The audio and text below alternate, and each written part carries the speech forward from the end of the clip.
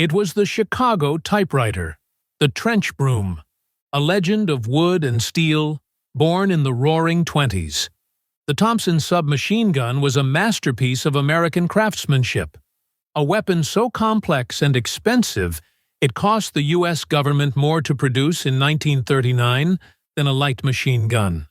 It was a brawler, a heavy hitter, and a logistical nightmare for a nation on the brink of total war. As America entered the Second World War, its ordnance officers looked at the weapons of their allies and enemies, the German MP-40, the British Sten gun, and they were horrified. Not by their performance, but by their sheer brutal efficiency. These were guns made in factories, not workshops. They were stamped, welded, and riveted from cheap sheet metal. They were crude, ugly, and being produced by the millions. America, with its finely crafted Thompson, was being left in the industrial dust. The American answer was not a better Thompson. It was a complete rejection of everything the Thompson stood for. It was ugly. It was crude. It looked like it was made in a high school metal shop. And it was an absolute masterpiece of wartime engineering. This is the story of the M3 grease gun, the disposable $15 weapon that was so simple, so reliable, and so effective, it would serve the U.S. military for over 50 years. In late 1942, the U.S. Army Ordnance Board was in a state of panic. The Thompson submachine gun, even in its simplified M1A1 form, still cost around $45 to produce. A bargain compared to the original, but still vastly more expensive than its foreign rivals. More importantly, it required dozens of complex milling operations on huge, heavy forging machines. It was a relic of an old manufacturing philosophy, and it was consuming valuable machine tools and man-hours that were desperately needed for other things, like artillery and tank cannons. Army observers who had studied the British Sten gun were both horrified and impressed. The Sten was little more than a steel tube with a trigger, a bolt, and a spring. It was notoriously crude, ugly, and had some safety issues, but it cost less than $10 to make. The Germans, meanwhile, had already mastered this philosophy with their MP-40, a marvel of stamped steel efficiency. The message was clear. America needed a Sten gun of its own. The task fell to a team led by George Hyde, a brilliant firearms designer with experience in German weapon design, and Frederick Sampson, an engineer from the Inland Division of General Motors. Their directive from Colonel René Studler of the Ordnance Department was radical. Ignore tradition, ignore aesthetics, and design a submachine gun that could be built in an automobile factory by automotive workers using automotive techniques. The era of the craftsman was over. The era of the industrialist had begun. The prototype, initially designated the T-15 and then the T-20, was ready in an astonishingly short period. And it was unlike any American gun ever made. There was almost no fine machining. The entire receiver, grip, and magazine well were made from two simple halves of stamped 16-gauge sheet metal, welded together like the fender of a car.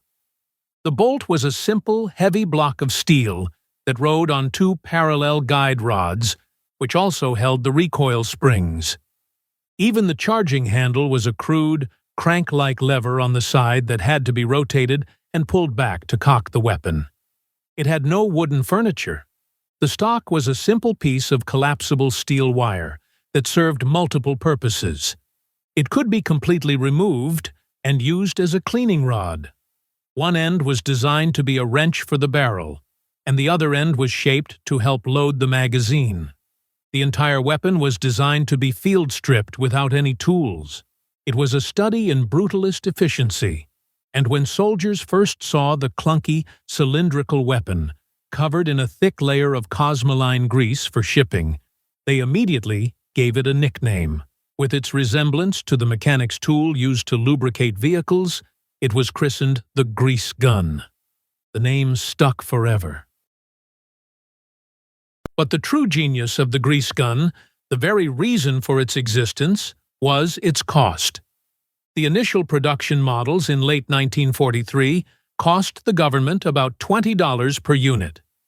By the end of the war, improvements in manufacturing brought that cost down to around $15.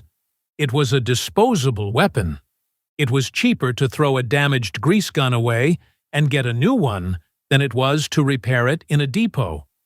This was made possible by the arsenal of democracy. The guide lamp division of General Motors, which normally made headlights and car bumpers, was the prime contractor. They used their automotive expertise to mass-produce the gun at a staggering rate. The entire gun was made of just 74 parts, compared to over 100 for the simplified Thompson. Over 600,000 cubic meters were built during World War II, a number that would have been impossible with the resource-intensive Thompson. In the field, the grease gun's crude appearance initially earned it the scorn of troops accustomed to the Thompson's solid, reassuring heft. But as they used it, they quickly learned to appreciate its hidden virtues. First, controllability. The grease gun fired from an open bolt, but its heavy bolt and very low cyclic rate of fire, a slow, chugging 450 rounds per minute, made it incredibly controllable. Unlike the Thompson, which tended to climb violently in full auto, the M3 just pushed straight back into the shooter's shoulder. It was an easy gun to keep on target, a true point-and-shoot weapon. Second, reliability. Its simple, loose-tolerance design, a direct lesson from the Soviet PPSH, made it highly resistant to dirt, mud, and sand. The ejection port was covered by a spring-loaded dust cover that, in a brilliant piece of integrated design, also acted as the safety. As long as the cover was closed, the bolt was locked, and the gun could not fire. This kept the action remarkably clean in the filthy conditions of combat. It fired the same hard-hitting .45 ACP cartridge as the Thompson, giving it the same legendary stopping power in a much cheaper, more controllable package. However, the early M3s were not without flaws. The crank-style charging handle was a particular weak point, prone to breaking. And the single-stack magazine, while more reliable than the German MP40s, could still be a source of issues. But these were teething problems on a fundamentally sound design. The M3 grease gun arrived too late to completely replace the Thompson in World War II, first seeing action in the hands of paratroopers during the Normandy invasion in June 1944. It was primarily issued to soldiers who needed a compact personal defense weapon like tank crews and drivers. But its story was just beginning. In late 1944, an even simpler version, the M3A1, was introduced. This model did away with the troublesome crank handle entirely. To cock the weapon, the soldier simply stuck their finger into a recess in the bolt and pulled it back. The stock was modified to include a magazine loading tool. It was the ultimate expression of simplicity. This improved version became the standard U.S. Army submachine gun after the war and served with distinction through the brutal winters of the Korean War. And its service didn't stop there. Because of its incredible compactness, its lack of protruding parts, and its simple, rugged nature, it remained the standard issue weapon for American tank and armored vehicle crews for decades. Incredibly, the M3A1 was still in the arms rooms of some U.S. Army units during the Persian Gulf War in 1991, nearly 50 years after its introduction. It was a weapon designed as a cheap, disposable stopgap that ended up serving longer than the weapon it was meant to replace. The M3 grease gun was never loved in the way the Thompson or the M1 Garand were. It had no polished wood, no elegant lines. It was a crude, ugly, disposable tool, born of desperation and the cold logic of industrial warfare. And yet, it was a masterpiece. It was a masterpiece of simplicity, a masterpiece of mass production, and a masterpiece of pragmatic design. It proved that in a total war, victory often belongs not to the most beautiful or the most complex weapon, but to the one that is simple, cheap, reliable, and available in overwhelming numbers. It was the ugly duckling that became an unsung hero, a $15 gun that served a $1 million army for half a century. What do you think is the greatest simple weapon of all time? The M3 grease gun, the British Sten, or the Soviet PPSH? Let us know in the comments below.